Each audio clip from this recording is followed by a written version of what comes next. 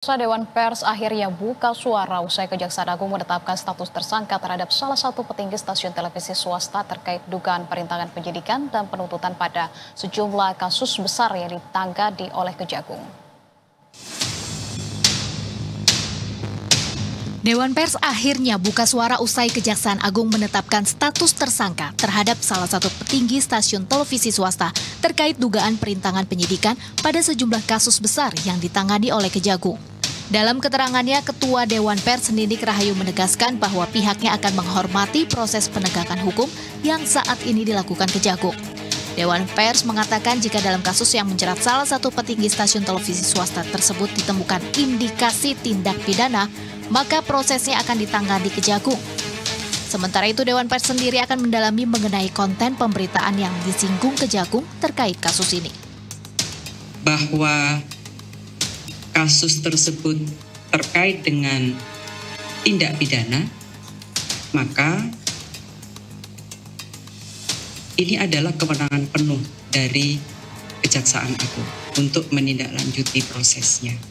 Dewan Pers tentu tidak ingin menjadi lembaga yang cawe-cawe terhadap proses hukum. Tetapi terkait dengan pemberitaan, untuk menilai apakah sebuah karya pemberitaan itu masuk kategori karya jurnalistik atau bukan, ini adalah kewenangan etik dan yang melakukan penilaian adalah Dewan Pers, sebagaimana yang ditunjuk di dalam Undang-Undang 40 tahun 99. Dan untuk ini, maka saya selaku Ketua Dewan Pers dan juga Pak Jaksa Agung disaksikan langsung oleh Pak Kapuspen dan anggota Dewan Pers sepakat untuk saling menghormati proses yang sedang dijalankan dan masing-masing menjalankan tugasnya sebagaimana mandat yang diberikan oleh undang-undang kepada kami. Sebelumnya, Kejaksaan Agung menetapkan 3 orang tersangka terkait dugaan perintangan penyidikan pada sejumlah kasus besar yang ditangani oleh Kejagung, yang salah satunya merupakan petinggi stasiun televisi swasta berinisial TB. Kejagung menyebut tersangka berupaya membuat narasi negatif untuk mengganggu konsentrasi penyidik dalam menangani sebuah kasus. Adapun TB menerima uang lebih dari Rp478 juta dari 2 tersangka lainnya untuk memberikan pemberitaan yang menyudutkan kejaksaan.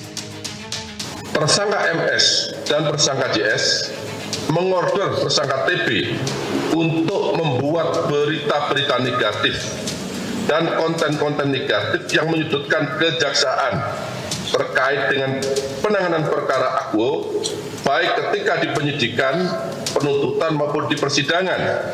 Dan tersangka TB mempublikasikannya di media sosial, media online, dan cek TV News sehingga kejaksaan dinilai negatif dan telah merugikan hak-hak para tersangka atau terdakwa yang ditangani oleh tersangka MS dan tersangka JS selaku penasihat hukum tersangka atau terdakwa. Kejaksaan Agung kini tengah terus mendalami mengenai adanya fakta-fakta lain terkait kasus perintangan penyidikan dari para tersangka. Tim Liputan Berita 1.